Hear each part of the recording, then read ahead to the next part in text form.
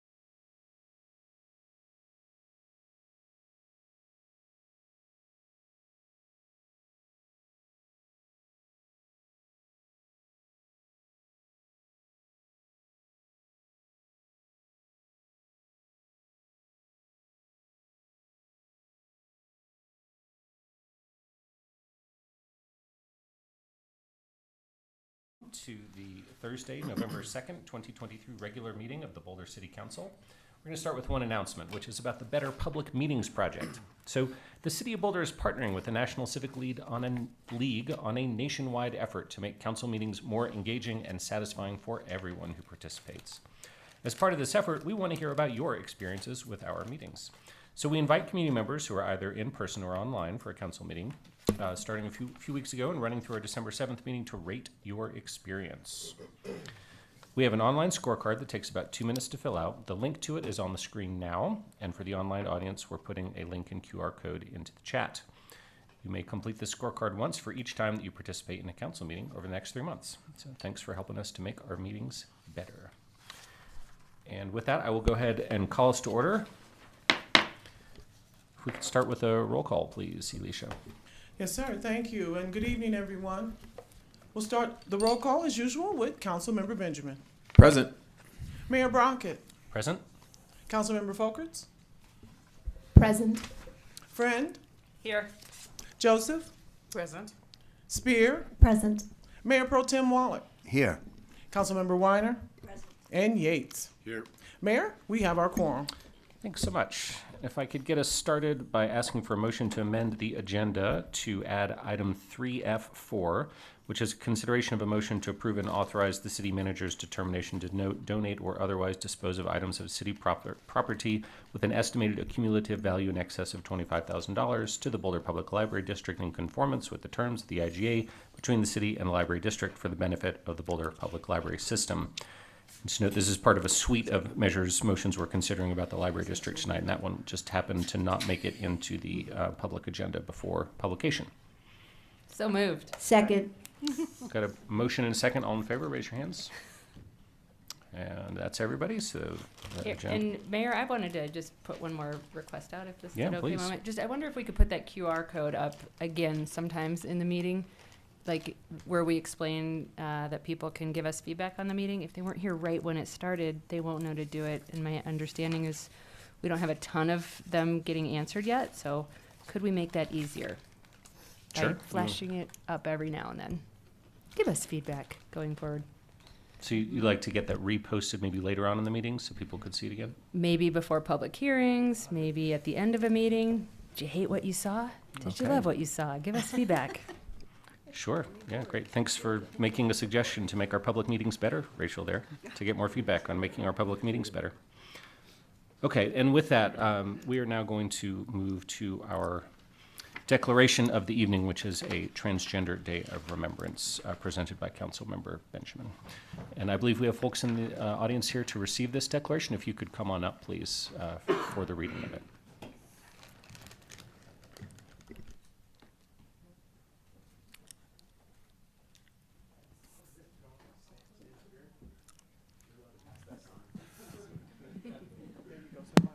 Thank you.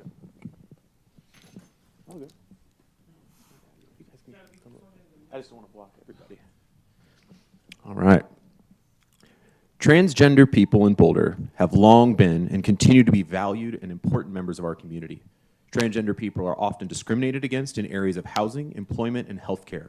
Social stigma, a lack of comprehensive protections, ensured erasure, and inadequate welcoming spaces limits this community's ability to fully express themselves, access services, and hold equal rights under law. On this day, we honor transgender people whose lives were cut short in the acts of transphobic violence. In addition to the threat of violence, transgender people often have inadequate access to income, employment, adequate medical care, housing, food, and acceptance of public life. Moreover, these disparities are compounded for our transgender community members of color.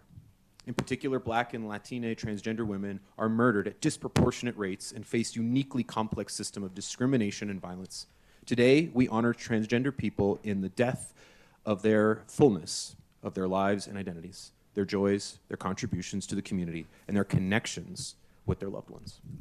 The City of Boulder welcomes and embraces our transgender community members and will continue to uphold our shared values of belonging, inclusion, and equality by creating an inclusive community and not tolerating acts of violence or discrimination against any transgender people. The City of Boulder will continue to directly advocate for transgender cultural competency training, expanding programs to support transgender people, and providing access for equal representation of transgender people in the decision-making process of our city government. Of note, in 2022, our esteemed partners at Out Boulder County championed legislation to mandate demographic health data collection. Thanks to their work, this information can soon be used to address health disparities across spheres of sexual orientation, gender identity, disability status, race, and ethnicity. As implementation moves forward, the city will align our data practices with the state so we can better understand and respond to the unique needs of all community members. On November 20th of each year, we honor the memory of transgender people who have been murdered because of their identity and acknowledge the level of extreme violence and fear faced by transgender people nationally and internationally. We, the City Council of the City of Boulder, Colorado, declare November 20th, 2023 as Transgender Day of Remembrance. There you go. And we have Lucy and Avery here representing Out Boulder County, and I think Lucy's going to say a few words.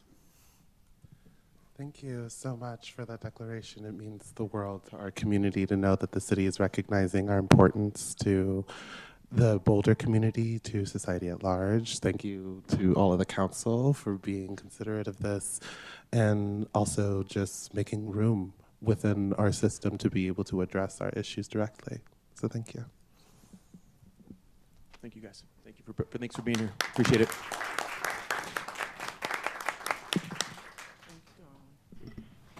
Thanks so much for that, Matt, and thank you for our esteemed guests for joining us here today. And I'll just mention it's personally very meaningful to me as someone with trans kids, so I'm glad that we could do this declaration here today.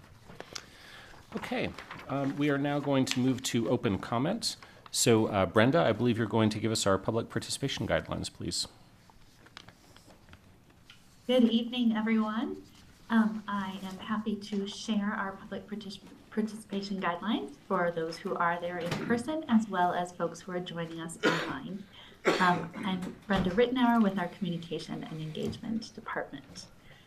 The city has, The city has engaged with community members to co-create a vision for productive, meaningful, and inclusive civic conversations. This vision supports physical and emotional safety for community members, staff, and for council members, as well as supporting democracy for people of all ages, identities, lived experiences, and political perspectives. To learn more about this vision and the community engagement process we went through to reach it, please visit our website, bouldercolorado.gov, and put Productive Atmospheres in the search bar. The following are examples of rules of decorum that are found in the Boulder Revised Code and other guidelines that support this vision. These will be upheld tonight during this meeting. All remarks and testimony shall be limited to matters related to city business. No participant shall make threats or use other forms of intimidation against any person. Obscenity, racial epithets, and other speech and behavior that disrupts or otherwise impedes the ability to conduct the meeting are prohibited.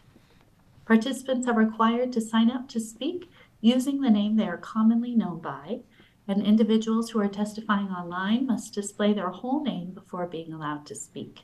Currently, only audio testimony is permitted online. In-person participants are asked to refrain from expressing support or disagreement, verbally or with applause, with the exception of support for our declarations. Traditionally, support can be shown silently through American Sign Language applause or jazz hands. Thank you everyone for being here tonight. And with that, we can continue. Thank you, Brenda. All right, we've got 8 people signed up to speak in person and 2 virtually. Each of you will have 2 minutes to speak. I'll call 3 names at a time. As your time is approaching, if you could move on down towards the base, that would be much appreciated. And our first 3 speakers are Jill Tappert, Marie Juliette Bird, and Charles Clark. So Jill.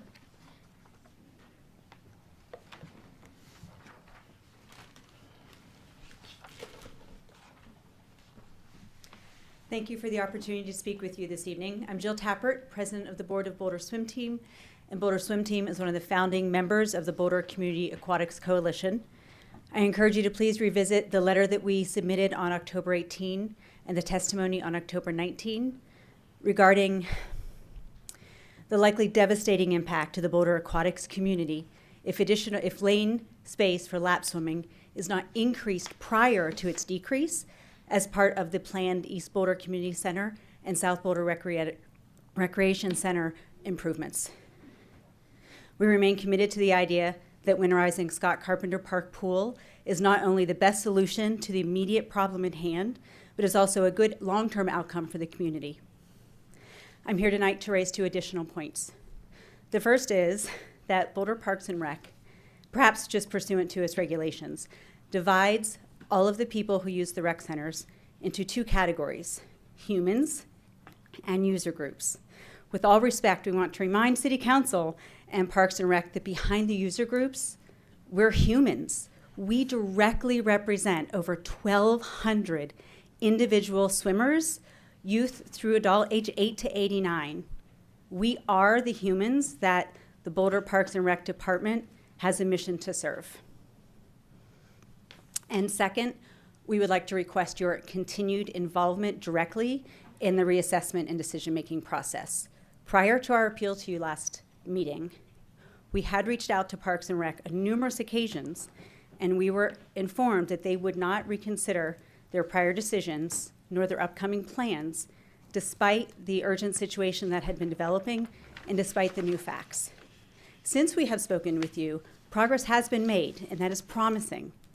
But we believe, based in part on the communications we are hearing, that your continued involvement is critical to finding a solution to the immediate problem at hand. Thank you. Thank you, Jill. Now we have Marie Juliette Bird, Charles Clark, and Michelle Rodriguez. And by the way, for people who are new to the process, we do have responses at the end of all the testimony. Is Marie Juliette here? No? In that case, Charles Clark, it's your turn. Charles? Michelle, looks like it's your turn. And then we'll have Mimi Kruger and Eleanor Hodby. Do I get the other 4 minutes? I wasn't quite ready. Hi guys, Michelle Rodriguez. I wanted to say congratulations and thank you. I exited the room really quick was it the week before last week already, after the decision on letting the police monitor and the police go forward. I'm still every day hoping to be made a little bit wholer, if that's such a word. Holiness, how was that word? And my apologies this morning, Rachel, I almost ran into you on the road. You were turning on a Pine at 9:30.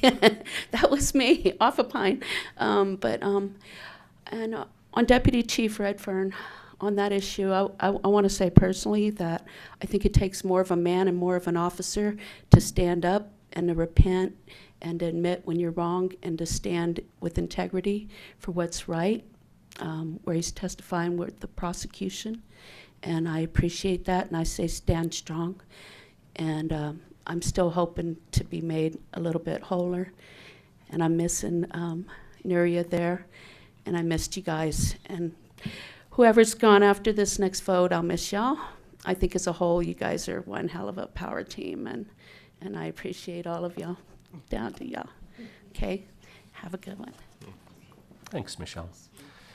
Now we have Mimi Kruger, Eleanor Hodby, and Phoenix Ilou. Do we have Mimi in the room? Then Eleanor Hodby.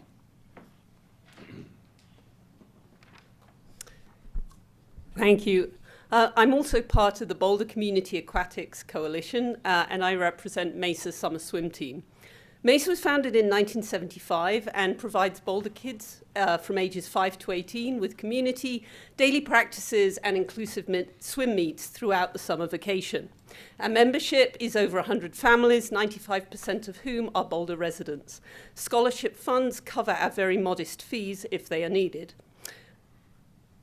But we are struggling, mainly due to pressure on pool space at city facilities. Here are some specific examples. For the last 2 years, every home meet has been held in Broomfield because we can't get pool space in Boulder. With the climate crisis and poor summer air quality, we desperately want to keep our activities local. At our recent pre-season event, just a couple of weeks out from the first practice, we were unable to confirm practice days, times, or even locations at city facilities. We have lost swimmers as a result. Last winter, we ran the only drop-in swim program in Boulder for kids who are beyond learn-to-swim lessons. But pool space was a real headache and limits our ability to run this unique program again. To protect volunteer-run, non-profit community swim programs like Mesa, lap swimming capacity must be expanded before taking the limited existing facilities offline for renovation. And I want to emphasize that time is critical here because childhood is short. My kids are 9 and 14. They need more pool space now before their childhood swim opportunities have passed. Vague promises of a fancy aquatics center in Boulder in 10 or 15 years' time is of zero relevance to current Boulder kids. A seasonal roof on Scott Carpenter would instantly double the lap swimming capacity in Boulder for a small fraction of the cost of renovating just one existing rec center. And we're asking for a plan for that winterization to be made urgently. Thanks. Thank you, Eleanor. Now we have Phoenix Ilou and then Brandon Miller.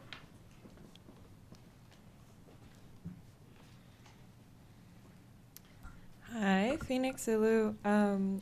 I was thinking about the RTD system and wondering if there has been any consideration for the revitalization. I know that there's a lot of changes that have happened with COVID and everything, and so directly looking at my circumstances with, first off, having a route through Folsom. I know there was a number of people actually talking about all of the changes that need to be made. So I was wondering if there could be a consideration put into those plans for that bus route extending down Folsom Avenue. And then in general, just the efficiency of it. I spend a lot of time taking the bus one direction to go do one thing, only to spend most of my day trying to get home. So there's a lot of navigation that has to be done where it's either timing or multiple buses that I have to take. Luckily, as a student, I have the capability of getting around without paying for every part of it. But just in general, I think that if there was more planning and adjustment, I think people would be able to get around easier, and then we wouldn't have to have so many cars.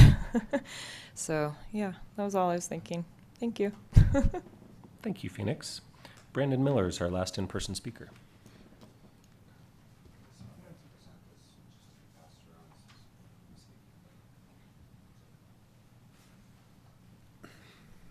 Hello, first off, I'd like to say thank you for your time, from all of you who have been Could elected you by raise the mic up a little bit there? First off, I'd like to say thank you for all of you that represent what the will of the people is in Boulder. Today I want to talk about, it started as a project. It's called the Universal Libertarian Human Right to Life Project. And this project is a publicity and awareness campaign that ascertains an ultimatum in penal code, city to city, locally. Now, this I'm presenting as a city ordinance, and I am prepared to press the issue with petition form. And this is a three-phase process. You can see that there's three parts to it. And the first part starts here in Boulder, Colorado, a city ordinance that requires all business owners pay 1/5 of their profit after cost of goods sold and before they're taxed to the employees who make up the positions, ultimately providing the business machine for their customers. These employees, they often live paycheck to paycheck. Some people in town live in town and they work in town both. Now, this creates what's called a frenzy stimulus, a real stimulus without having to take a loan from a bank, without a business owner having to reap a benefit from a government subsidy. 20%, 1/5 of the cost of everything is incorporated into the tax write-off as well. So the business owner only loses probably about 10% of its profit, and 20% gets in a derivative to the employees. They, every week, every paycheck, additional from their hourly wage. And this creates an excess in city sales tax expenditure from the employees themselves, and it also creates an income tax increase from the employees themselves. A real stimulus for the community. Thank you. I present this in a yay or nay. Thanks, Brandon. Your time is I know, up. so this is last. I've just through you without me going petition form. If you'll pass this ordinance, thank you. Okay, thank you. And you can follow up with an email if you'd like. An additional email, right? You've emailed us before. We have two people online speaking. The first one is Lynn Siegel, and the second is Lisa Spalding. So, Lynn, you're up. I do not currently see Lynn online, so I'm saying this slowly so that Lisa has time to be ready to speak, because Lisa, you are up.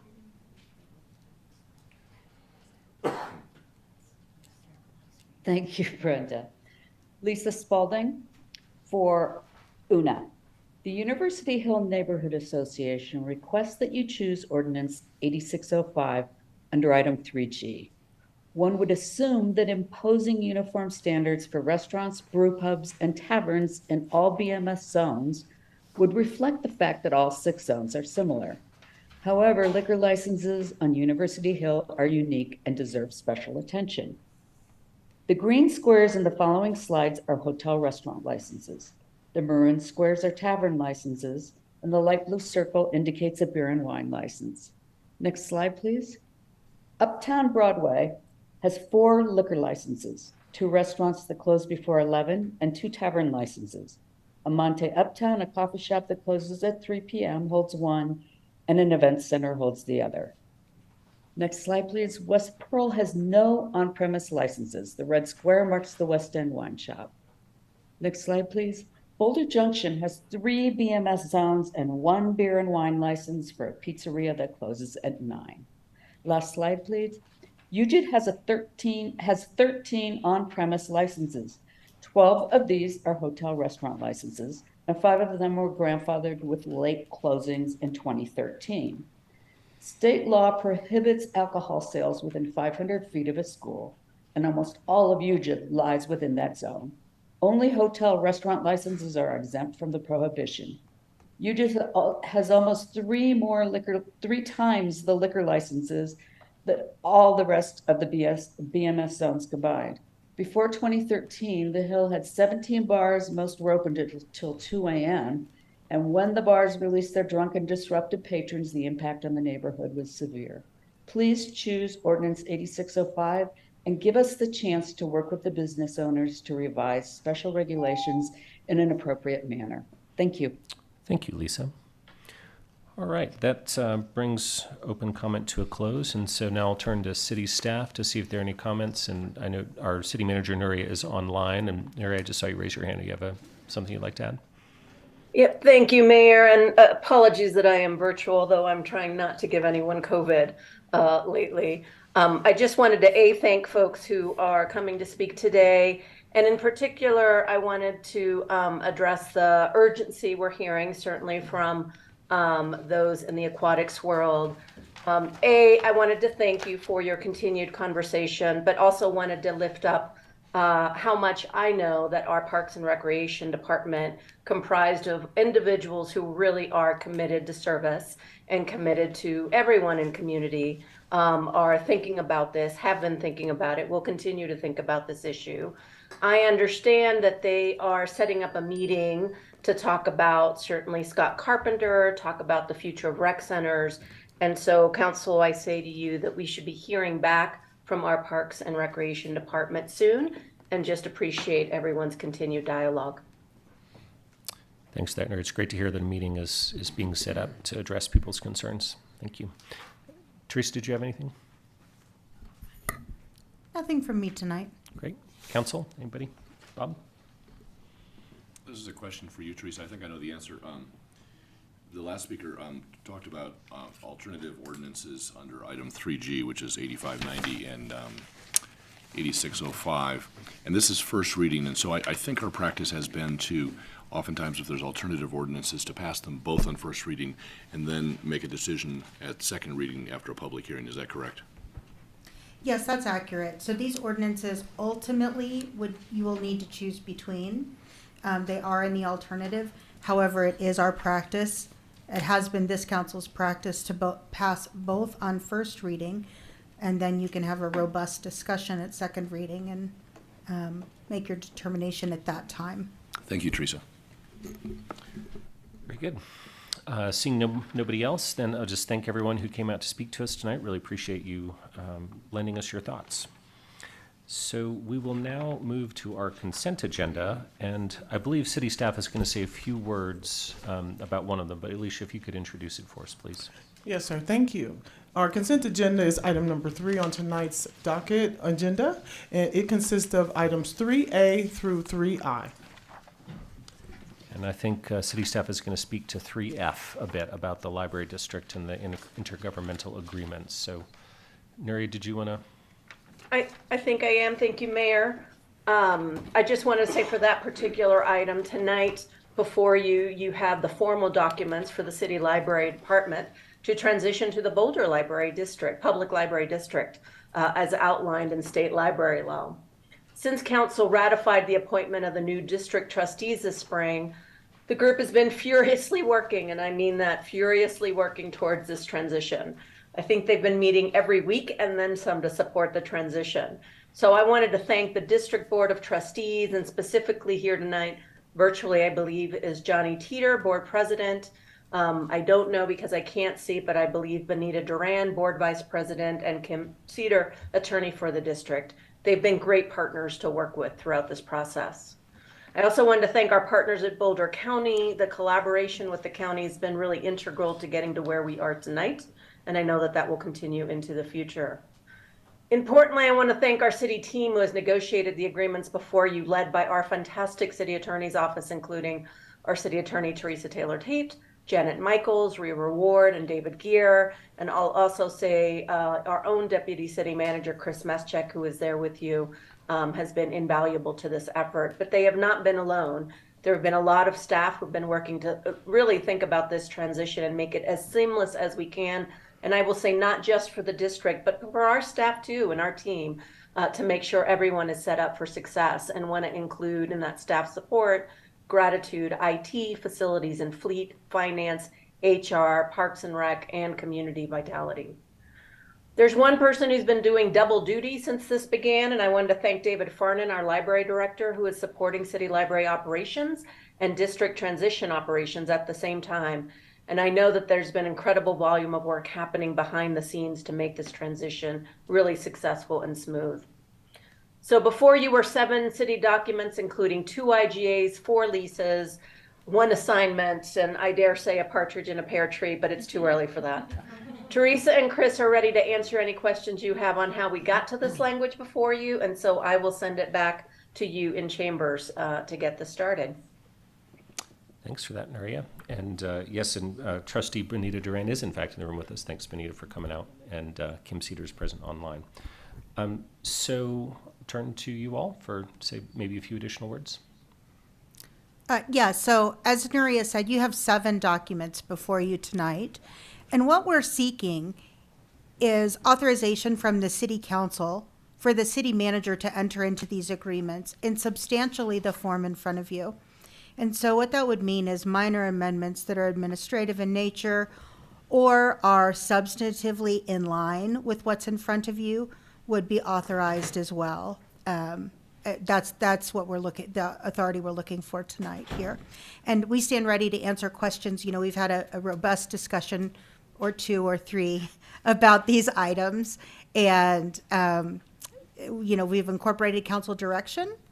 Hope that you had an opportunity to review these and look forward to answering your questions. Thanks so much for that. Well, so what I might say is I might look to see if council has any questions, and then I'll just check in if anyone wants to suggest or propose any changes. So do people have questions for city staff? Yep. Mark. I raised these questions earlier in a hotline, but it would be good to get a couple of the answers. Although it doesn't impact the transaction, in my eyes anyway. Can someone speak to the value of the books and property we're going to be conveying to the library district? Chris, do you want to take that one? So yeah, the fourth item that is a part of this is regarding a bill of sale to transfer all of the personal property inside the library. So that's the books, the shelves, kind of all the stuff inside the building. We believe that that is probably over $25,000 worth of value. We don't have a exact inventory and exact valuation. To do that we'd have to hire an appraiser to do that. But in getting guidance from David Farnan, our library director, based on how much we spend each year buying books and then the depreciation schedule of those books, if we were to make an educated guess on the value of the books themselves, probably somewhere in the neighborhood of $1.6 to $2 million. So that doesn't include the shelves and all that sort of stuff, but that at least gives you a very rough ballpark. Okay, as I said, it does, at least for me, does not impact the transaction, but it's something good to know. My second question is with respect to section 2.3.5. If we intend to sell any of the properties, we must first offer them to the library district. Have we discussed the terms and conditions under which we must offer them to the district? Right of first refusal, fair market value, how's it going to work? Thanks for that question. And you raised an excellent point. We have not hammered out the details of how that right of first refusal would work. I would look for additional authority from this council for us to hammer out those details and for you to authorize Nuria to execute an agreement that is consistent with whatever direction you provide here tonight. Okay, that works for me. And lastly, in conversation with Deputy City Manager Chris Metchek, he points out that I had made a comment about language in the lease that permits potential cancellation of the leases, and he pointed out that the language I was really should have been referring to was Clause 2A as opposed to the every 3-year termination right that is provided elsewhere. And my argument or my comment at the time was we put that language in to provide the library district with the means to initiate a conversation with the council if they decided they wanted to obtain a conveyance of the library properties as opposed to a lease. And as I thought about it, my sense is it's unnecessary language because you can have that conversation at any time. All you need is a council that's willing to talk and a library district that wishes to have that conversation. I don't know that we've done anything there that's really additive for the library district. That conversation can occur 6 months from now or 6 years from now. It just depends upon the willingness of the council to entertain it and the interest of the library district in doing it. So I guess I'm viewing that language as a bit redundant and not really furthering the interests of our agreement. I don't know if you have a different view of it. Mayor Pro Tem Wallach, I don't have a different view of it. I agree with you that the parties could come to the table at any time to have these conversations. Council did direct this window for periodic review, and because council so directed, we included it in our negotiations and in the agreement before you. So again, I will then at some point turn to my colleagues and say, do we really need this language, since the mechanism for that conversation already exists, and that conversation can occur at any time. And So we'll come back to that shortly, Yep. once we get through questions. Yep. Great. Other questions? Yep, Nicole. Thank you. And this is just a question about the nature of the kinds of changes that the city manager might make. Specifically, this is in regard to an email we received from one of the trustees, Johnny Teeter, this afternoon, just about a little bit of change in the language around the selection process to kind of lift up, making sure that there's a diversity of geographic and representation within the library district as well. Is that the type of change that the city manager would be authorized to make, or is that something that you would need direction from us tonight?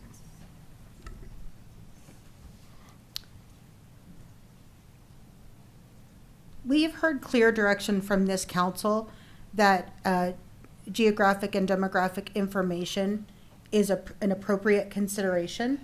I will tell you that that is language we put forward. The language has been negotiated. Here's where we are today.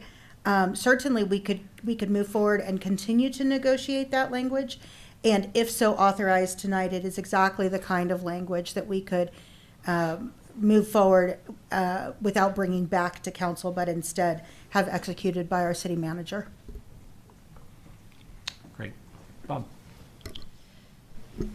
This is for any one of you that can maybe address this. There's been a little bit of confusion around the maps, the license area, and I know there's some buildings that are being leased. I'm talking specifically about the main library, a few hundred yards away.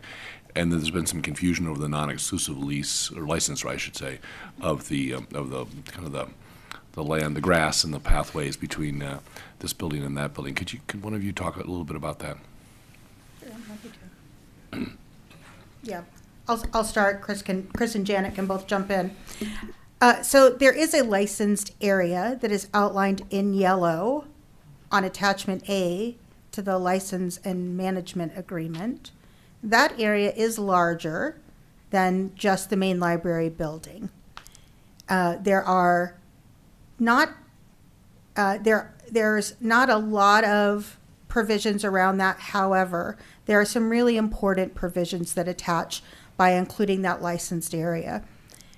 First and foremost, it ensures that First Amendment protected speech continues in that area, which is a traditional public forum, and gives an expanded area for people who perhaps are trying to exercise those First Amendment rights outside of the library. So that's quite important. Secondly, there are assets there that was unclear who would manage those assets without us calling them out. Some examples of that are the playground, the walkways, the grounds. And so we needed clear delineation because, as you can imagine, we haven't before had to think about whose responsibility is it to maintain each of these things. And so, for example, you'll see that there are entryways outlined, entry plazas, and those have a specific set of requirement for the care that is taken and who's responsible for that. That's the library district. Likewise, the licensed area, we needed to be clear about who would maintain all of those assets, and that's the city. Chris, anything to add? No, I think you covered it, Teresa, and that's the key thing is the yellow line on the map really is just everything in this agreement applies to everything inside of this yellow area. And then as Teresa described, it delineates whose responsibility is what. And so outside of essentially the building itself, those entryway plazas, the city is responsible for all the maintenance and the management, just like we do today.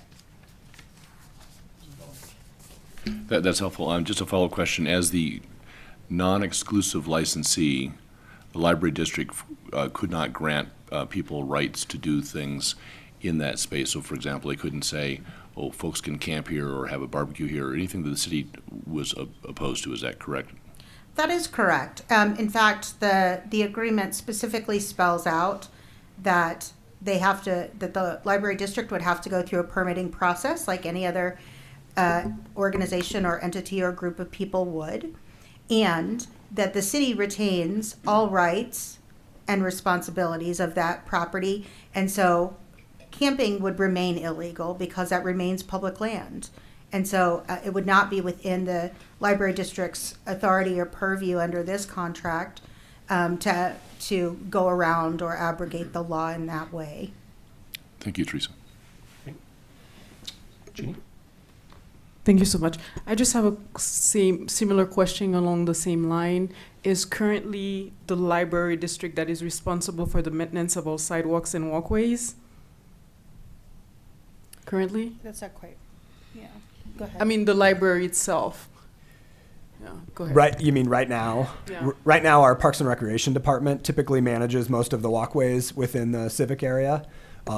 Under this agreement, the library district will be responsible for the entry plazas, which are outlined in green on the map. Outside of those, the city will still remain responsible for all of the sidewalks and the multi-use paths. Okay, thank you. Great. Well, you all asked my questions, so looks like we're good on questions. So would anyone like to suggest anything of potential change? Bob? Yeah, getting back to the kind of right of refusal language, I'm just going to throw this out there and see if there's a lot of nodding heads up here, and if so, that would provide direction. I'd like to suggest that if the city ever were to contemplate selling one of the buildings that's being leased, that one of two things would happen. Either the city would go through an auction process or a bidding process, in which case the library district can certainly be one of the bidders, and so there really would not be a need for any type of right of first refusal. They simply would submit a bid along with any other private purchaser. If the city, alternatively, if the city decided they wanted to try to sell one of the buildings in a private transaction, that is without a bid or an auction type process, that if an offer was received by the city from a third party, that is somebody other than the library district, the city would then be obligated to take that offer to the library district, and for a short period of time, maybe 10 or 20 days, the library district would have the opportunity to match that offer. And if they did not match that offer, then they would their right would be waived. That's kind of something that I think many organizations do to kind of often referred to as right of first refusal. We can call it whatever we want, but that would give the library two alternative ways to purchase the building if the city ever wanted to choose it. And I guess I'd look to my colleagues to say, is that something that you all would feel comfortable with? And then Teresa and her team can certainly draft that. Mark?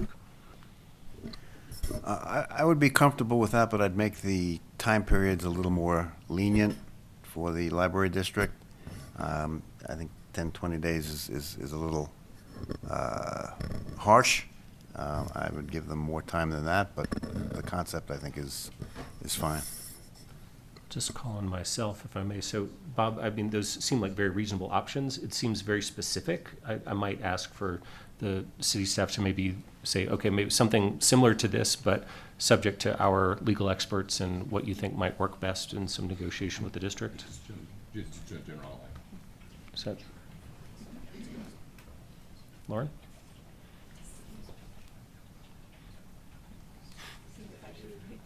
Did you want to respond? Or? Yes, if you don't mind. Good colloquy over here happening. The charter, Chris rightly and Janet rightly pointed out that the charter does require that council be involved in any disposition of property. And so if this were to happen, we would absolutely have to come back to council. That doesn't mean that it wouldn't be helpful or advantageous to lay out the process now. But I did just want to remind you that this would come back to before the council body. Okay, Lauren?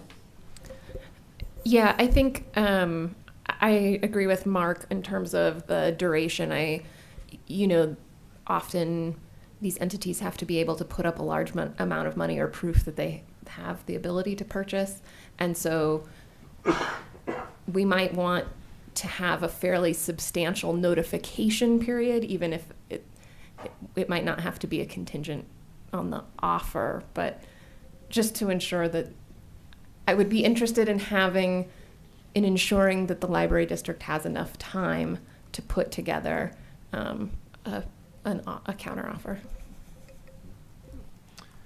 So how do people feel about this? That Bob's thrown out some specifics, and we say, okay, we let city staff iron out, maybe go in a similar direction, but with discretion to alter some of the details, keeping in mind more time being necessary. And Rachel? Just one thought. When we were on the other side in the CU South negotiation, we wanted a first right of refusal, and whatever amount of time we thought would be fair to the city there might be what is fair to the library here. Nodding heads, okay. Yeah, I think, Bob, I just have a question for you. And I think what I'm not understanding is what's the overall kind of goal of doing this? Like, what are we trying to achieve through this? And I think then I can better answer the question. Yeah, this is really a protection for the library district itself. In other words, I think they don't want the building sold out from underneath them. And so if I was the library district, I would be asking for something like I'm proposing, which is if you're going to sell the building, city, let us know first, because we may want to be the buyer. And I think this is really a protection for the library district. And I love Rachel's idea, by the way, of some terms that are very similar to what we did on CU South, because we were on the other side of that negotiation. Right, yeah, no, and I mean, I get from the first right of refusal, I'm just wondering, just kind of the very specific proposals that you put forward. Yeah, the days I was just throwing those out there. I'm agnostic of the days. They'll negotiate that. I don't have any particular thing. The one thing I would suggest is if it's a very, very long period of time, it does have can have a chilling effect on a private buyer. So a buyer comes in and says, okay, I'll pay you this amount of money for the property, and we say, okay, time out, we got to go talk to the library district. If that's a really, really long time, that buyer may exit. So we just need to kind of balance those interests.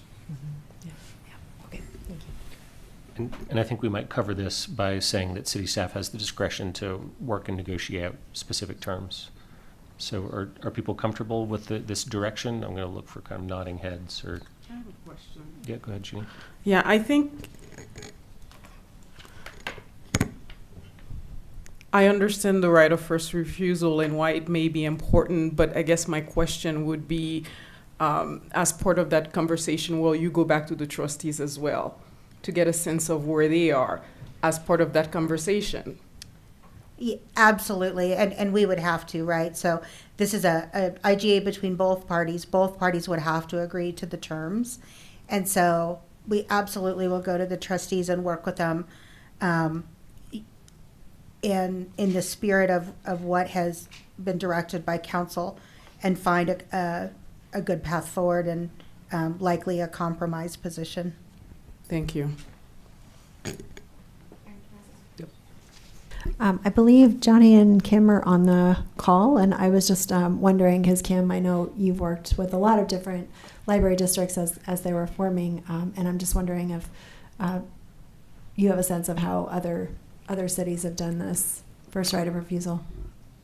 So great. So question for Kim Cedar, who I think just got promoted to panelist. And so Kim, if you wouldn't mind answering that question.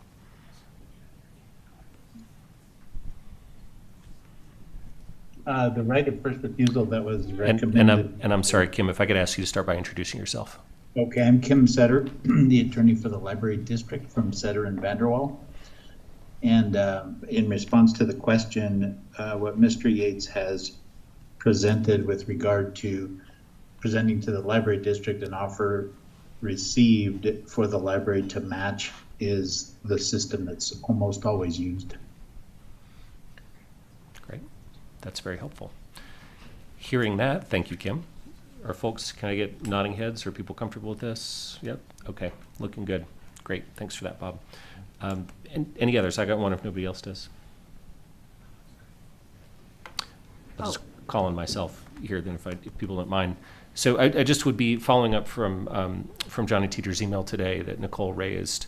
I would be interested in giving exactly the kind of direction that you mentioned earlier to say, how can we make sure that that language includes all of the ideas of both demographic and geographical representation, as well as seeking applicants of color like the county commissioners. So is that something that you all could work on in negotiation and come up with a hybrid?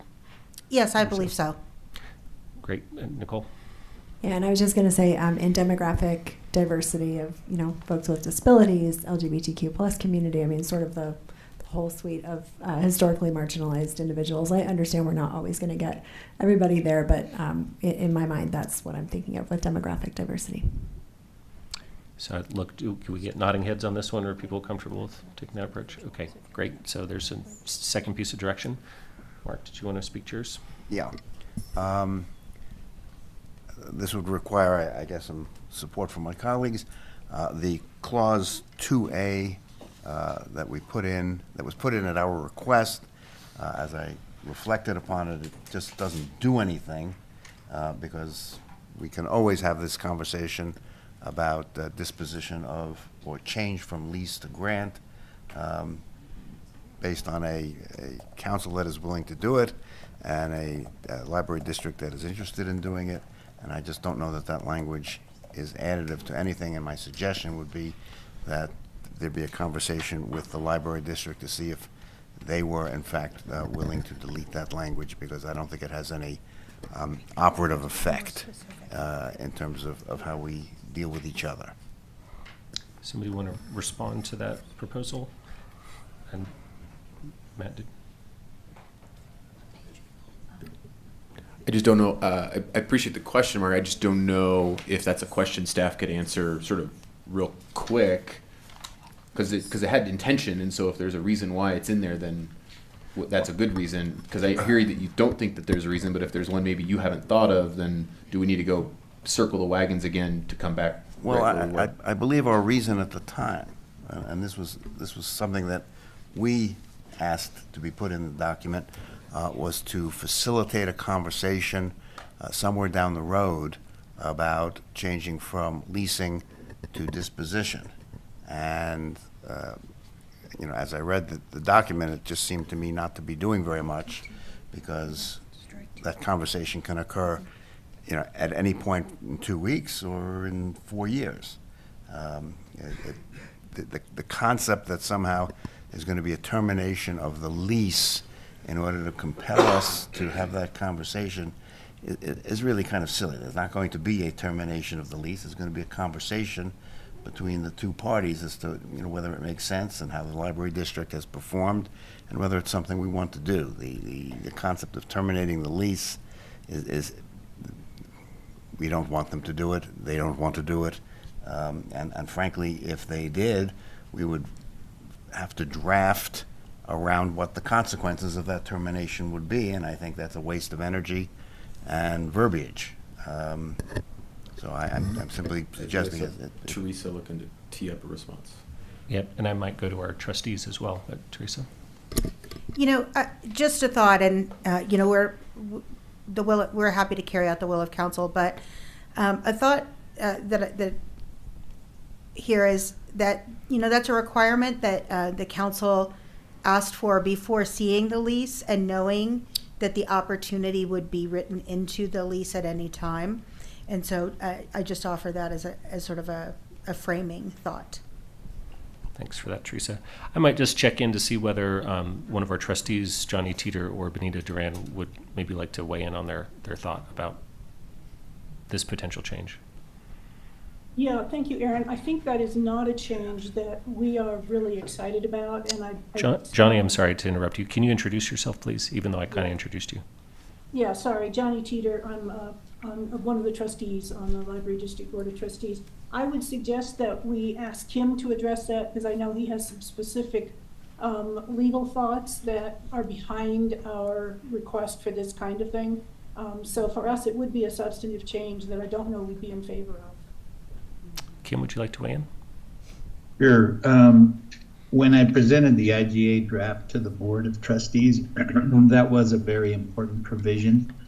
And we were pleased that it was offered by you at the last meeting, because the problem it resolves for us is that with the 20-year leases and the expenses of the buildings, particularly maintenance backlogs and additional improvements. If we're coming up toward, say, 4 years left in the lease, and there are huge expenses to be put into the building, the library district is really stuck either putting in the improvements or waiting 4 years to go do something else. And then it's just a waste of money. So what we were looking for was some kind of provision that allows us to come back to the city council and be able to negotiate a longer lease, a renewal of the lease, and or a purchase of the building. So that provision provided that perfectly.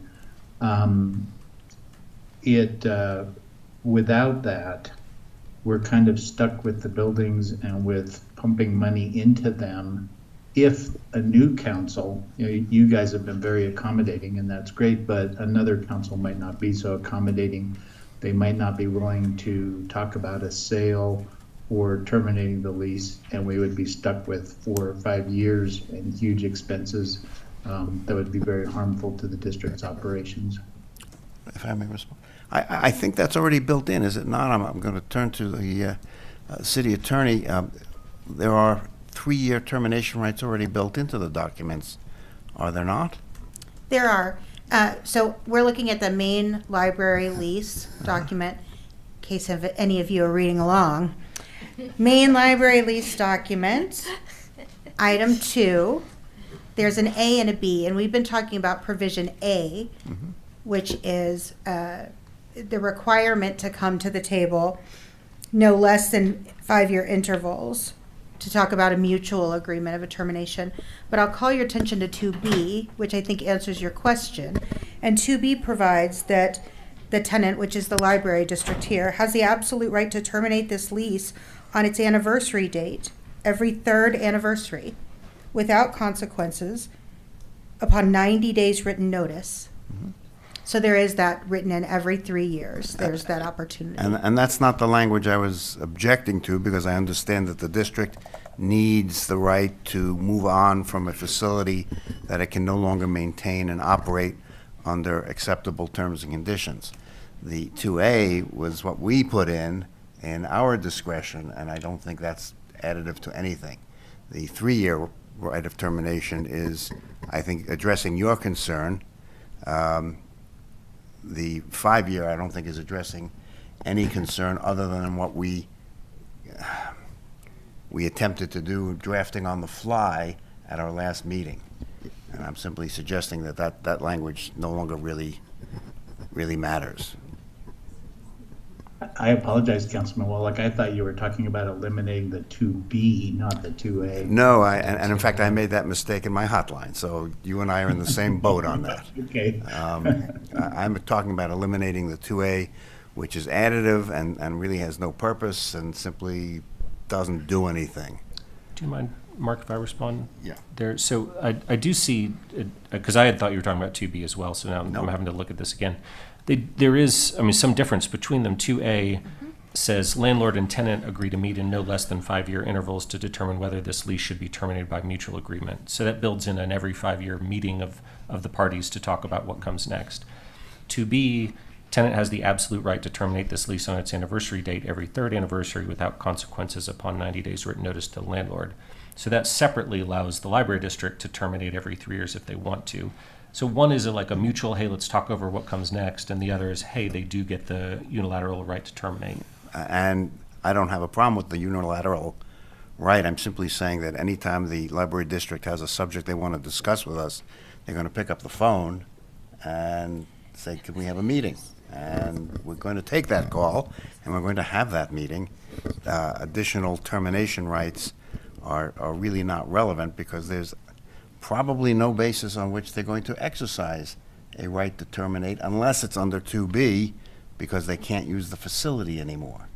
But it's, go ahead, I'm sorry. I just don't see a scenario under which we're going to have that conversation that we were discussing at our last meeting about converting from leases to grants. We're not going to do it under any kind of duress. We're just going to have a meeting. And I don't, if the council is willing, we'll do it. And if the council is not willing, we're not going to do it. Okay, very good. I get Nicole and then, but did you want to weigh in, Teresa? I did want to just point out that there are a lot of documents here working in concert, as you know. So there's a three-party IGA, and that three-party IGA requires an annual meeting and report. And at that annual meeting and report, the library district can bring up, and forgive me, I haven't turned to the right IGA in this moment, but can bring up really any matter of concern related to the library district and city or library district and county relationship. And so they could raise it at that time. Okay, thanks for that. Nicole and then Jeannie. And the only thing I was just going to note was how challenging it can sometimes be to get council together with any other group. I'm just thinking about even trying to schedule with the three commissioners and how long that took us. So that is my only thing that I think when it's on a calendar, there's a little bit more planning and preparation and perhaps a little bit easier. And I hear what our attorney just said. And I guess I have another question for Kim, which is, now that we're all talking about the same piece of this agreement, does that change your response at all? Yes, I think Mr. Wallach is right. If we're going to have the opportunity to meet with future councils, it's going to be at a request. If it's every 5 years, it may happen every 1 year, every month, who knows? If everybody's willing to talk, we can always talk. But 2B is the portion that's really important to the library district board. Okay, I got Jeannie and then Jeannie, did you want to weigh in? So I'm trying to understand, Mark, is you believe 2A is redundant, and from what I'm hearing from you, Cam, is that, are you saying that 2A is not a substantive part of the agreement? Yes, that was not the part that was very important to the library board. But it is, go ahead, sorry. We needed 2B in order to have, I hate to use this word, but some leverage in case we needed to get out of the lease. 2A just provides an opportunity for everybody to get together, which, as someone said earlier, there's nothing wrong with that and having it on the calendar. But I suspect if something went really wrong, the library district would just reach out to the city council and say, hey, we have to talk. And it would either happen or not, as Mr. Wallach stated. Got it. So if I might make a suggestion, is that maybe we could also send this back to the negotiating people to work on this. It sounds like it may well just be redundant, in which case you could just eliminate it. But if someone does say, well, actually, this would provide some substantial benefit, maybe we might keep it in. But could we give that direction? Mark, would that satisfy you? Are people comfortable with that? Okay, great. Anything else? Okay, seeing nothing else on this, I'll just say this is an exciting milestone. I understand that we'll be the first body to approve this. It goes to the other two bodies. I think we've all worked together extremely well. I'm confident that those next steps will go well. But just a huge thank you, Johnny and Kim and Benita and all the other trustees, and to our city staff who've worked so incredibly hard on this. This is an enormous milestone and a big move for our library system. So thanks to everyone. Okay, so that covers 3F. Does anybody want to offer any other comments or questions on the rest of the consent agenda? 3G. Go for it. Okay. Well, as this item, which is first reading, right? As this item moves forward to second reading on November 16th, I would like us and staff to consider an alternative closing time, a compromise of sorts for the University Hill, so that we can balance the needs of the businesses with the desires and fears of the neighborhood.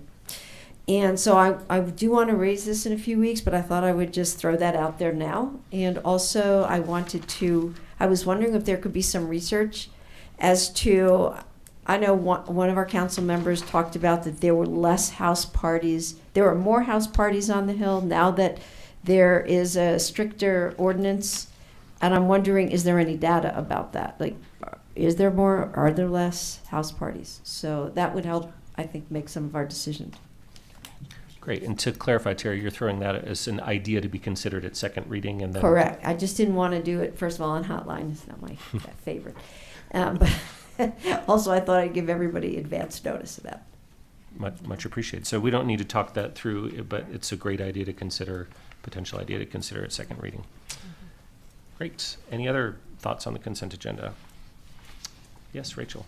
Just that I'm going to recuse from H due to a possible conflict with my day job. Yeah, did you want to? I got something on H. Yeah, sure I can. Speaking of H, this is about the design and construction standard updates, and just something that I've been in some communication with the community cycles and their advocacy committee, and they, some hearing from them, they feel like this is a really big step forward, but there might potentially still be the opportunity to allow the director to authorize a study of hazardous conditions, even when the strict criteria are not met, that might be something that could still be at the discretion of the director. So I, again, am not, like Tara was, I'm not proposing an amendment tonight, but I just would like to throw that out there. If city staff could get back to us on that potential for consideration at the second reading in a couple of weeks, I would appreciate that. Yep. We hear you, Mayor. Thanks, Neria. And while we're on H, just on the note of the DCS, I would like to add, with regards to the director, and I see Brad and his capable staff, especially Edward, who's sort of highlighted as director, this is sort of a relic of when transportation and planning were sort of one entity. And so I'd love to sort of have maybe a more open dialogue as to why the director couldn't reside within transportation. Again, this doesn't have to be for now. Save your squats, Brad. But just flagging it for next time about just thinking about transportation related studies being held within transportation and whether and how we manage that. But just want to highlight that as not a slight on Edward and his incredible and impeccable work at all. More jurisdictional question. Very good. So that can also maybe can come back to us about that. And with that, not seeing any other hands, does anybody would like to make a motion? Move to pass the consent agenda. Second. We've got a motion and a second. I'm just guessing this is a roll call vote, Alicia. There's a lot of big stuff on here. You are so correct, sir. Thank you. We'll start the roll call for the consent agenda items 3A through 3I with Councilmember Benjamin. Yes. Mayor Brockett. Yes. Councilmember Folkerts. Yes. Friend. Yes. Yes, except to H, which I am recusing from. Thank you. Thank you, Mayor. Joseph. Yes. Spear. Yes. Mayor Pro Tem Wallach. Aye. Weiner. Yes. And Yates. Yes. The consent agenda items 3A through 3I are hereby approved unanimously with the noted recusal for item H. Excellent. Congratulations again on all that hard work that just got approved. Moving on, we have one call-up check-in. Yes, sir. Our call-up check-ins are item number 4 on tonight's agenda. 4A is the concept plan review for a mixed-use proposal to develop 5450 Airport Boulevard with 147 attached dwelling units and 20,000 square feet of non-residential space in 4 three-story buildings. 117 of the 147 units are proposed as efficiency living units. This is reviewed under case number LUR 2023-00026. Thanks. Any questions, comments, or interest in calling this up? Got Lauren, and I actually have a question. Due to a potential financial conflict, I'm recusing myself from this item. Duly noted. Go ahead, Mark. First, a process question. If we do not call this up, what is the process going forward on this? So this was a concept plan that was reviewed by Planning Board, and so they made some significant comments and feedback on the proposal. And so I think the next step would be for the applicant to take that into consideration and either come back with a site review or another concept plan that took those comments into consideration. Okay. Get that right? Yeah, it seemed to me they held this project in minimum high regard, and if we're sending it back to them, I'm fine. If not, I would want to call it up. Appreciate that. I have one specific question on this, which is, I'm not sure who this goes to, but I believe Shannon should be there, Mayor. Oh, Shannon, you're there online. Hi, Yep. Shannon. So I believe the applicant was talking about making a multi-use path connection to Valmont City Park, to the bike park. But I believe that required permission from a neighboring property owner. Do I have that correct? Good evening. I'm Shannon Muller with the City Boulder Planning Department. Yes, so we just noted in the staff report, like you mentioned, there is just a missing link between the subject property and the Valmont Bike Park. The applicant did express during the hearing that they would love to work with that property owner and the city to try to get that missing link accomplished. And I know we also have city staff from our open space department that has been looking into that issue as well. So I think on multiple fronts, there's folks that are interested in making that connection. Thanks so much for that. So then I might, if I can, just call on myself for a comment, which is that to Mark's point, this planning board did give some really significant feedback on this, and I thought their feedback was right on target.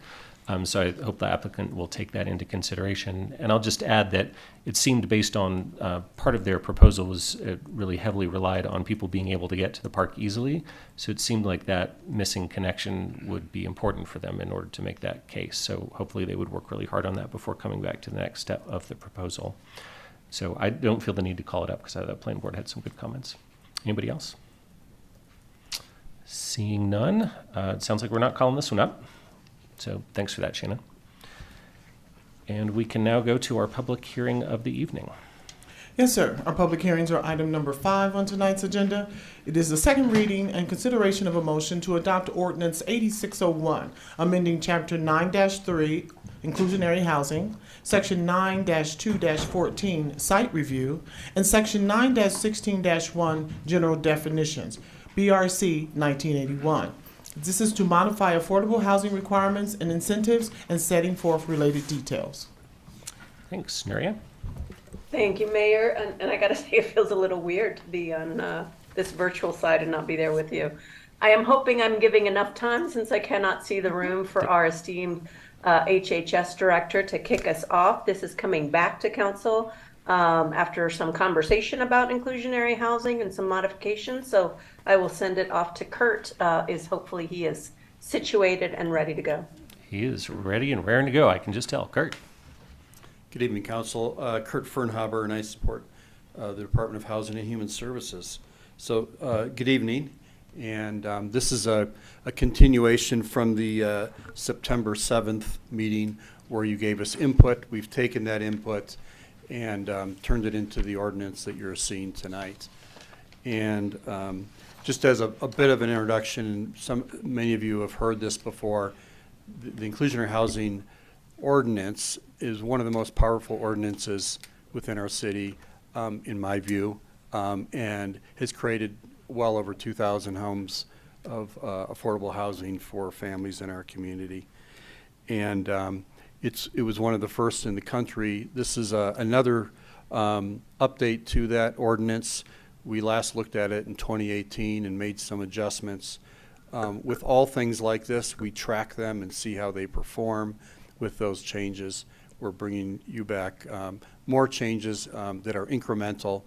And one of the big changes is really changing to a square foot approach, which was a suggestion of Councilperson Folkerts. And this was part of your work plan item of 2022.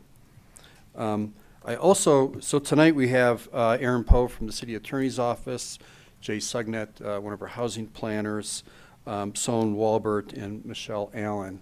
I'll make special recognition tonight to Michelle Allen. This is her last presentation to the City Council. When she joined the city as a staff member, some of you, not all of you, some of you were still in high school, I think. She's been with the city for over 23 years. She was also a resident of affordable housing when she started off, as were many other of our staff. And so she brings a unique perspective. She was going to retire about 2 years ago, and I said, no, there's another update coming on, and you have to stay. And I'm thankful that she did that. She'll be retiring at the end of the year. So with that, I will hand it over to Sloan and Michelle. All right, Kurt, thanks for that introduction. So as Kurt said, this is basically just a continuation of our discussion on September 7th. I'm just going to, as concisely as I can, go through some of the changes, and then we can have a discussion and questions. So tonight's item is a public hearing on Ordinance 8601 to update the city's inclusionary housing regulations. This update's been going on for about a year. And as Kurt said, this is an update to an existing program that's been in effect for more than 2 decades. And the IH program is evaluated and updated periodically. The last update was in 2018. So just to refresh your memory, City Council identified 2 priorities related to middle income housing as part of the current work program. The first was to consider updates to the inclusionary housing program, and the other was to launch the middle income down payment assistance pilot. And when we were here on September 7th, City Council provided feedback on the majority of the changes that are within the ordinance. And at that meeting, Council directed staff to remove the incentives that were proposed for middle income homeownership units from the scope of the project.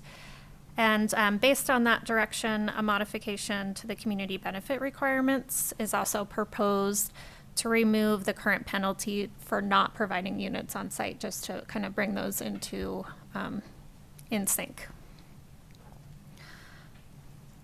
So this just shows the project schedule. We presented the changes to the program to Planning Board and HAB about a month and a half ago. And we're moving into the implementation stage, hoping to have the ordinance be in effect at the end of January. In terms of board feedback, the Housing Advisory Board heard the item on September 27th. They were supportive of the proposed modifications to the program and voted recommendation of the approval of the ordinance. The board did say that they would like to see more aggressive efforts to address the housing crisis, but they did acknowledge that inclusionary housing is just one method to address the housing crisis, and that these changes were a move in the right direction. And then Planning Board considered the ordinance on September 26th and also unanimously recommended approval. There was some board discussion on how cash in lieu contributions could be used in a different way to address for sale middle income housing, and they included a recommendation that was in the packet that the council and staff explore the diversion of affordable housing funds to for additional city acquisition of for sale properties. There was also a discussion about an escalation metric used for the commercial linkage fee. So in terms of community engagement, we've been following the city's community engagement framework. The engagement and information sharing was summarized in the memo. And then, as Kurt mentioned, we did hire Kaiser Martin Associates to support the program update. And they did a feasibility analysis of the current IH program and sort of described and explored nationwide inclusionary housing best practices. And based on that KMA analysis, we know there'll be continued difficulty in on-site for sale outcomes, and that a modification to the cash in lieu structure and methodology is necessary to sort of align the program with nationwide best practices. So I wanted to include this slide to just point out that the IH update is just running parallel to other city efforts to address the current housing crisis. And as I said, the IH program is only one way to address housing needs. So we're hoping that that missing middle as a housing type can continue to be addressed through the zoning for affordable housing project. And for this project, we're hoping that well-structured inclusionary housing programs will act to not constrain production of a desired housing type. So for example, the proposed square footage methodology will remove the disincentives we currently have in the program for smaller, more affordable units. So the first major item in the ordinance is to adopt a cash in lieu methodology that is assessed based on square footage, which, as I said, is considered a best practice. We currently have something of a hybrid of a square footage and unit size and project size approach. This would adopt a base cash in lieu amount that scales with unit size. And then rather than calculating the required number of units and then calculating that as a cash in lieu amount, this would simply apply that square footage amount to the entire residential floor area in a residential project. Also, importantly, it would remove the current 1,200 square foot cap we have in calculating cash in lieu for a single family home. Also, just wanted to mention, we would adjust that amount annually based on construction metrics and check feasibility at least every 5 years, and that's the construction cost index and the building cost index. That was recommended by the consultant. The second item is to adjust the required affordable rents for rental units provided on or off-site. The current requirement is that 25% of the units must be affordable. Of that 25%, 80% of that are affordable to 60% of the AMI, and 20% is affordable to 80% of AMI. We found that the 80% rents cause a lot of issues in meeting state and federal funding requirements. They also compete with some of the market rents in older residential projects in the city. So the proposal is to change that 80% AMI piece of the pie to a 50% AMI requirement that would retain a diversity of affordable rents but provide for deeper affordability. The next item is to increase middle income pricing for for sale affordable projects, either on-site or off-site. Sorry about that. The current requirement is that 80% are priced to HUD low moderate income, which is about 70% of the AMI, and 20% is priced to middle income. This change would increase that allowable affordable prices for all units to that middle income tier, which is 100 to 120% AMI. We still expect this to be a very little used option, but it would allow for some more equity between the options presented to a developer in meeting the inclusionary housing requirements. And then based on that policy direction provided by City Council, we would remove the current incentives and penalties, the so-called sticks and carrots, in the code that apply to on-site or ownership units. So this would remove the requirement that half of any required for sale affordable units be provided on-site, and if not provided on-site, then they pay a penalty in cash in lieu. We know from the financial analysis by KMA that on-site for sale units are not feasible right now, so this would just be a little carrot to sort of remove those penalties that didn't disincentivize for sale on-site units. So following that justification, we would remove that on-site requirement and the associated penalty from the community benefit standards. That was originally included in the community benefit standards just to be consistent with IH, so this would just bring those requirements to be consistent with each other. There's also a number of other minor code cleanup items I'm not going to cover, but we're happy to answer any questions about those. And then when just looking at the update as a package, we're anticipating that we'll have roughly equal cash in lieu revenues, but the cash in lieu by square feet will increase for larger units and decrease for smaller units, which supports that zoning for affordable housing project, hoping to remove those current disincentives for the smaller, more affordable market units.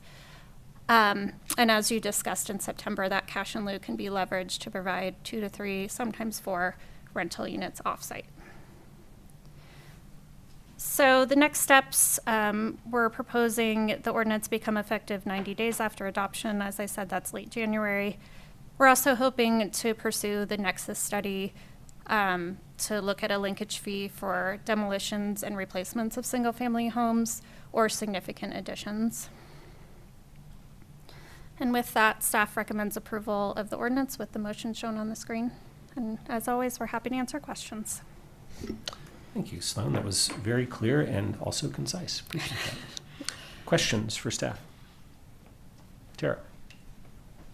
Can you go back to slide 2 for a sec? Yeah, I know we voted on this. I'm not asking for a new vote. I do have a question.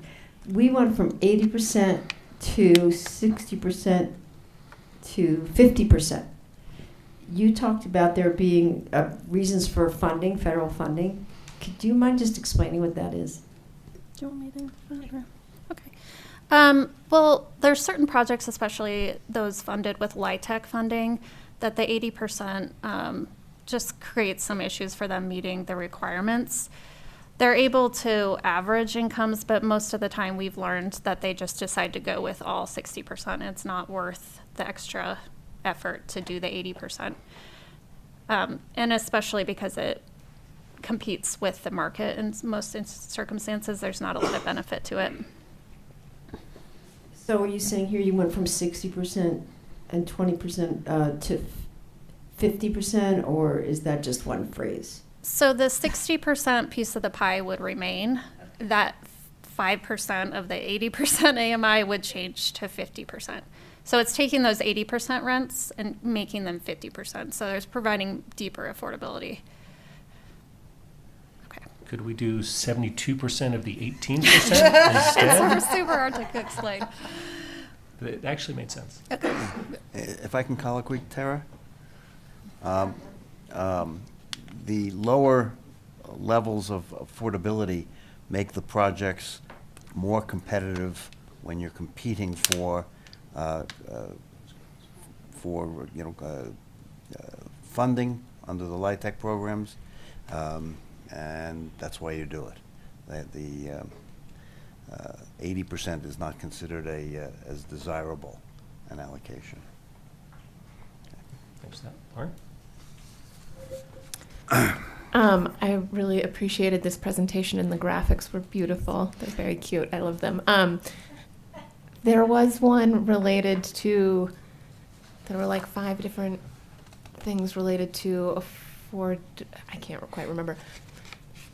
There was a slide I really loved that I would love to have access to in the future, and the slide deck did not come through in our email, so I was hoping you could resend that out. Oh, is it the missing middle one? That's actually from American Planning Association, but I'd be happy to share that with you. Stars on it? Yeah. Okay. Thank you. Any other questions, Mark? Yeah. A couple of questions. Are we still, for commercial linkage fees, are we still using the old Kaiser Marston study from several years ago? It wasn't. It was a different consultant, I believe. It was Titcher, I believe, or was it KMA? Okay. Okay. Yeah. I'm stand corrected. It was KMA.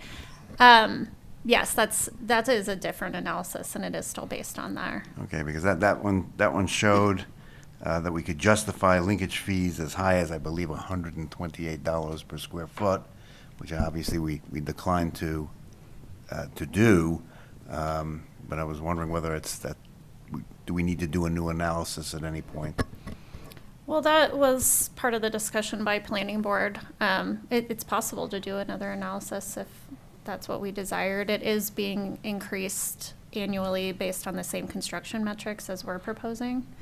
Okay. All right. A couple of other questions. Do you know what the current level is? It's a table. There's 6 Yeah. categories. There's different Right, categories, it's so all I don't. complicated. It's complicated. Okay. Sorry. Maybe if you wouldn't mind following up with those current levels, I'd be interested to know. Yeah, Not urgent it's at in all. the fee schedule, but I'd be happy to forward that. Thanks. Mm-hmm. With respect to the removing the penalty or the increase of CIL of 50%, if it's paragraph 5, remove the current requirements that half of any required for sale affordable units be provided on site. And if not provided on site, the CIL for those units is increased by 50%. Since nobody is doing it on site, are we not simply depriving ourselves of some additional CIL by doing that? That was question one. And question two is, instead of getting rid of it entirely, did we give any consideration to reducing it instead of 50% to 40 or 30 or 20? We seem to have gone whole hog on that one. Well, I think based on the analysis we got from KMA, I mean, they said that your current requirements are making it completely infeasible. So I think that we were just looking at it as, if we're not trying to go wholeheartedly to encourage that for sale on-site affordable, at least we could take whatever disincentives are in there. I think initially we were hoping that that was the case, that we would get additional cash in lieu, but it's proven that it just makes it a completely infeasible option. With respect to paragraph 7 in the memo, we've increased the threshold for required design review from developments of 5 or more units to 40. What was the basis for the 40 as opposed to 30 or 20 or 15? Or, I mean, it seems a little, is there a theory behind it? So this is a kind of a backstop review for a project with affordable units that does not, that does not qualify for site review or use review, or form-based code review, for that matter. We did have a project a few years ago that ended up having, I don't know what it had, maybe 70 or 80 units in it, all 100% affordable, and didn't go through any review. So we kind of put this affordable housing review in place. But the threshold, essentially, five is too low. We wouldn't want to review a project that small. And so 40 is sort of the number of units that's the lower end threshold for a LIHTC project, which is where we're going to see that the affordable units on site like that. So that's where we came up with the number. Okay. And lastly, in paragraph 12 in the memo, I'm a little confused with the time of 10 years that we're giving to rebuild a unit that suffers calamity and can be rebuilt with no inclusionary housing requirement. 3 years might be too short, but 10 years seems awfully long, doesn't it? right now we don't have any time requirement to rebuild a house that was removed by calamity. So I'm trying to remember, might have been at planning board. We had it originally at 8 years, and there was comments that that felt a little bit too short. I've actually never seen a unit removed by calamity that isn't replaced pretty quickly, because generally the insurance company requires that. So, well, that's why I was asking. And if our desire is to have more construction of housing, it seems to be a long period of time for it to be laying there. If we want to offer an incentive for people, for people to rebuild, it seems to me that 10 years is a bit lenient. Well, they're not going to choose to rebuild entirely because of this time frame, but we just wanted to be sure they had adequate time, especially projects that are destroyed by fire. That's where we've seen this the most. That they have adequate time to rebuild. All right. Thank you. Any other questions? Seeing none, we can go to our public hearing. We have 2 people signed up to speak virtually. Each of you will get 3 minutes to speak. Those 2 testifiers are Mike Marsh and Lynn Siegel. So, Mike, you can get us started.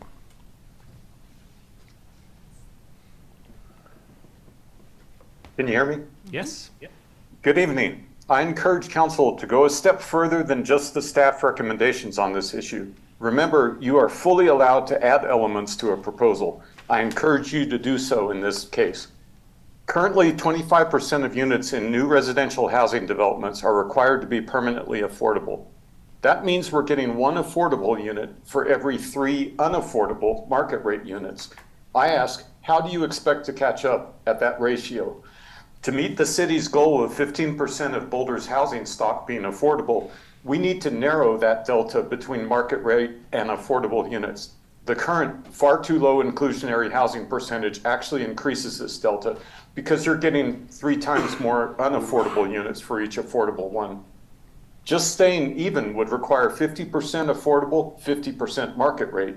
If you feel that's politically unfeasible, at least increase the inclusionary housing percentage to 33%, the equivalent square footage. At least we'd get 2 unaffordable units for each affordable one that way. Realize you have in your hands 2 spectacularly successful programs, inclusionary housing and commercial linkage fees. They're the only guaranteed tools the city has to create affordability. They've created thousands of affordable units. There's no speculating with these programs. By definition, they create affordable housing, unlike the unrealistic hope that unmanaged market rate supply and density increases will somehow magically lower prices. They don't in Boulder's atypical inelastic market. Double Boulder's market rate density, and all you get is twice as much very expensive housing. Your only certain affordability tools lie before you tonight. Please increase both of them. Boulder's commercial linkage fees have been stuck at $30 to $31 a square foot for 6 years. Linkage fees in Palo Alto, another infinite demand college housing market, are now $68.50 a square foot, and growth is thriving there. There's room to increase Boulder's fees. If you're actually serious about affordable housing, be resolute like Palo Alto. Don't succumb to developer arguments that they can't handle any increases. They always say that.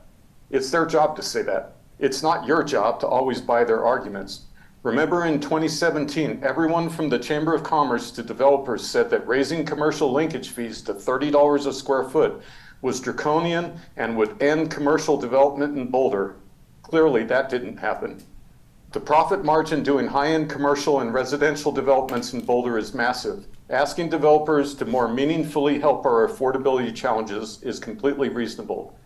Many Boulder residents I speak with want you to increase these tools that actually create affordability rather than the wishful thinking market rate supply and density increases that don't create affordability in this market. Thank you. Thank you, Mike. Our other testifier is Lynn Siegel. Is Lynn present in the meeting tonight? I do not see Lynn online this evening. Okay, so seeing no Lynn, that actually ends our public hearing. So I'll close the public hearing and bring it back to council for discussion. Does anybody want to kick us off? Lauren.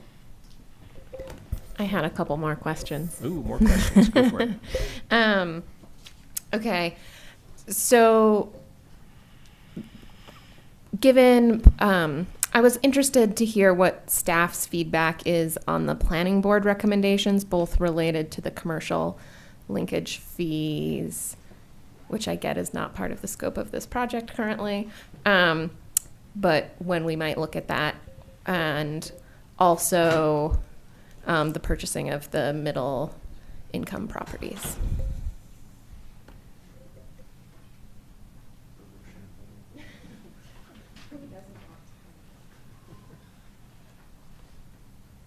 I picked heads and it was tails. So it's a great question. I'm going to actually defer it a bit because it typically falls under the planning department. I think what we heard from the planning board, though, is that council should potentially look at that as a city council priority in the next council, and that it would be worth looking at. And so you heard one. You heard Mike Marsh speak to that as well, and so we've also heard that from other residents. And then using the inclusionary housing program income to purchase middle income properties? What about that portion? Are you saying that both of those are things that the next council should look at? No. So the second item that planning board suggested is to we've also heard this from the Housing Advisory Board. So as you know, we currently have a program where when we have additional revenue, we go out and purchase existing market units, and we upgrade them, and then resell them at a lower price at an affordable rate. And we're currently doing like 4 to 8 units or 4 to 10 units a year. They would prefer that we use more of our cash in lieu resources for that program.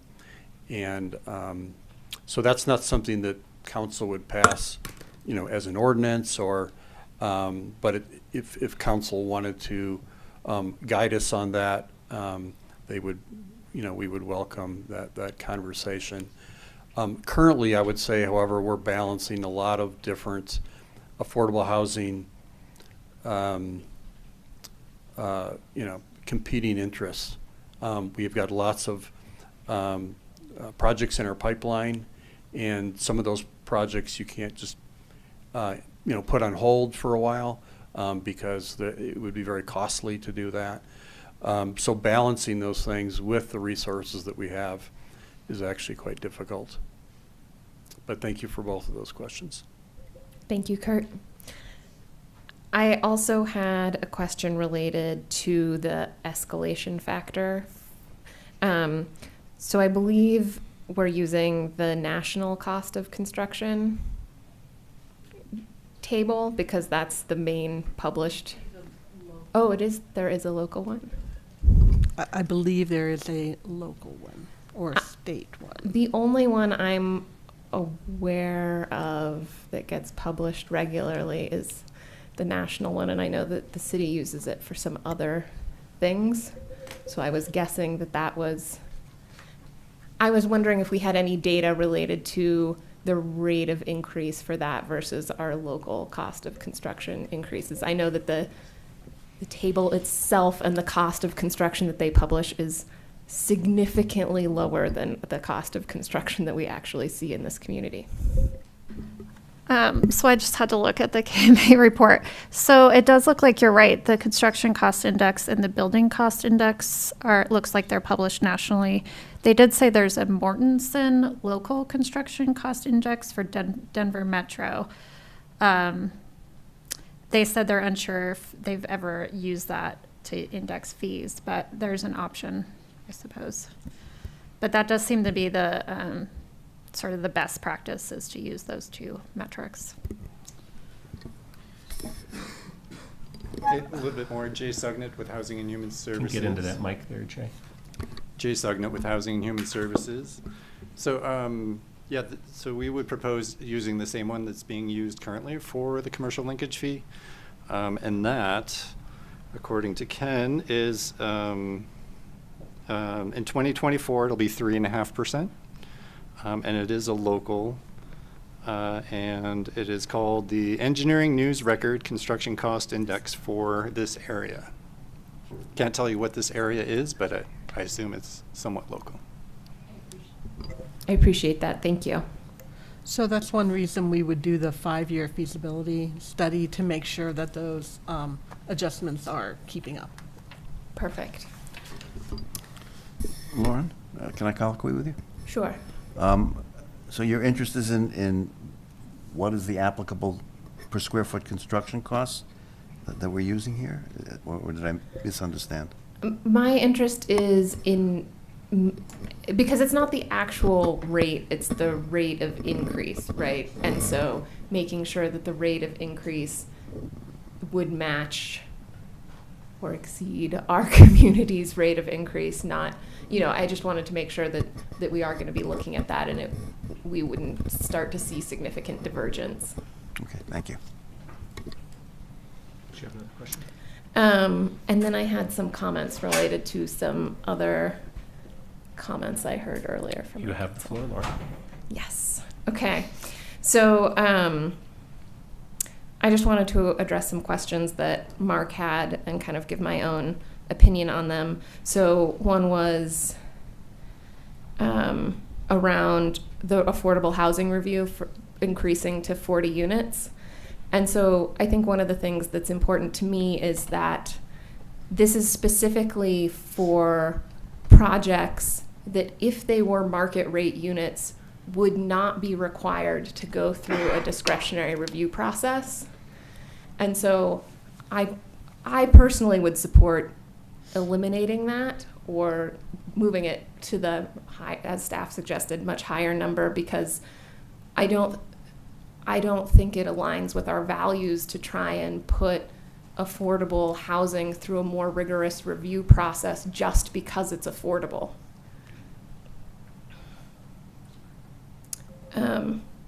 And if anyone would be interested in moving forward with eliminating it completely, that would be something I would support. Do you mind if because I was partly around for this. I was a little bit before I got on council, but I think the issue that was raised is that there was perhaps some particularly poor design choices made and maybe some lower cost construction materials used.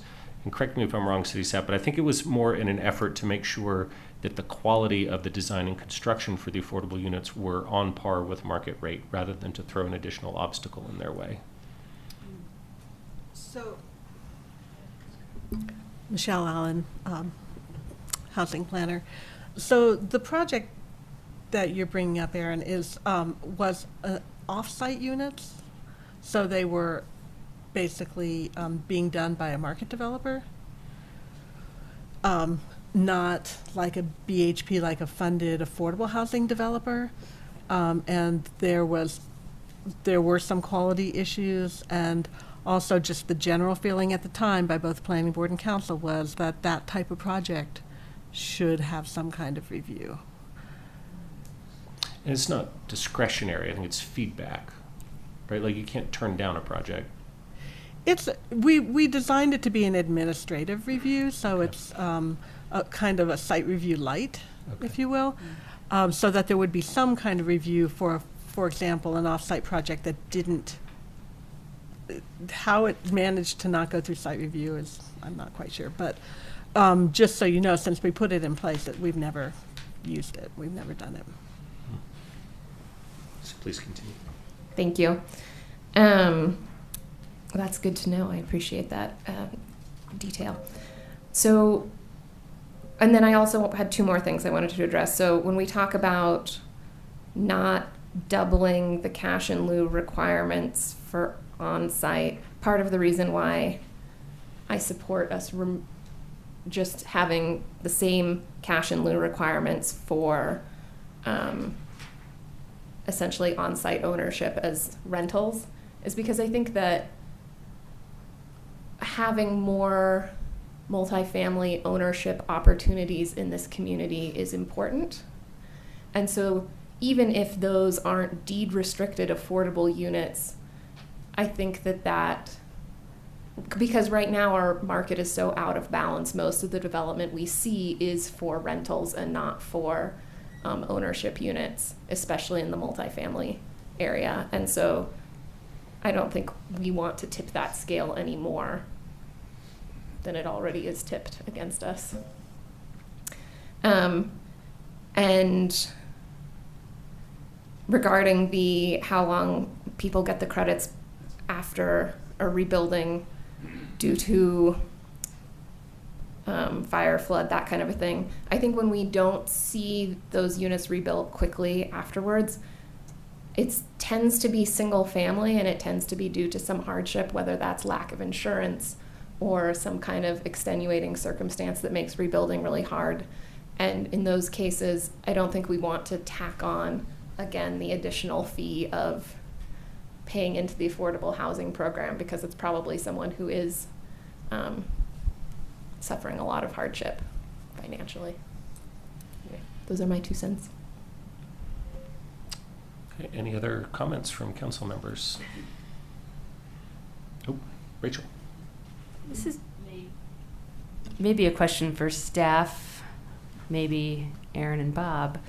I'm surprised at how little feedback we've gotten on this discussion tonight. We had one person testify. Usually on a housing-related topic as big as this, we would have some cheerleaders, some detractors. So just wondering, did that happen earlier in the project that we got a lot of feedback? I think I got some before a study session, but does anybody have a good explanation for the dearth? Like, are people fatigued? Is this so perfect that nobody has any reason to weigh in? Where are the people? before Kurt weighs in, I think it's because of the extraordinary job that staff has done into putting together a perfect package of finely tuned recommendations here. Just gotta say. I have nothing left to add. So if we look back to 2018, it was the same situation. We did a lot of community outreach as well. We talked to developers, and we had zero input at that point. I don't really know what the answer is, but I think the community generally knows that this is a successful program. It's working, and even when it's not in front of you, we don't hear a lot of negative feedback from the community generally about this ordinance and this work.